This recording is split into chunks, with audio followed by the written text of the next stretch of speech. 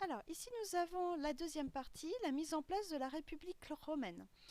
On vient de voir que la cité de Rome est une monarchie de ses débuts, 8e siècle avant Jésus-Christ, 753 avant Jésus-Christ d'après la légende ou les sources archéologiques, jusqu'à un moment bien particulier. Les rois vont se succéder, donc Romulus d'après la légende, mais certainement un autre roi étrusque, et puis ensuite des rois. Et on arrive à un roi qui s'appelle Tarquin le Superbe. Alors superbe, non pas parce qu'il est beau, mais parce qu'en fait il est orgueilleux. Et il s'apparente plus à un très cruel tyran qu'un roi.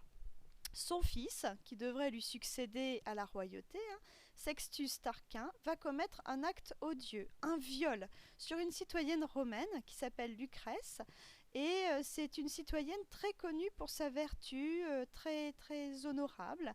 Et elle ne va pas supporter ce crime affreux et elle va se suicider. Et cet acte, ce viol, va provoquer la fin de la monarchie romaine et la mise en place d'une république.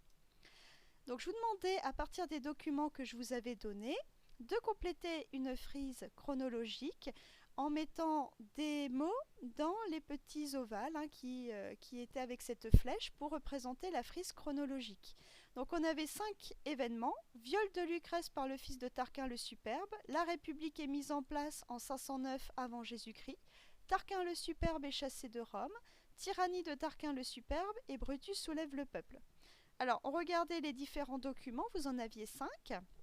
Les principaux personnages, la tyrannie de Tarquin, avec les cruautés qu'il peut faire, l'agression de Lucrèce par Sextus Tarquin qui vient mettre son honneur complètement, la reprendre sur son honneur, le suicide de Lucrèce, et puis Junius Brutus qui organise une révolte à Rome.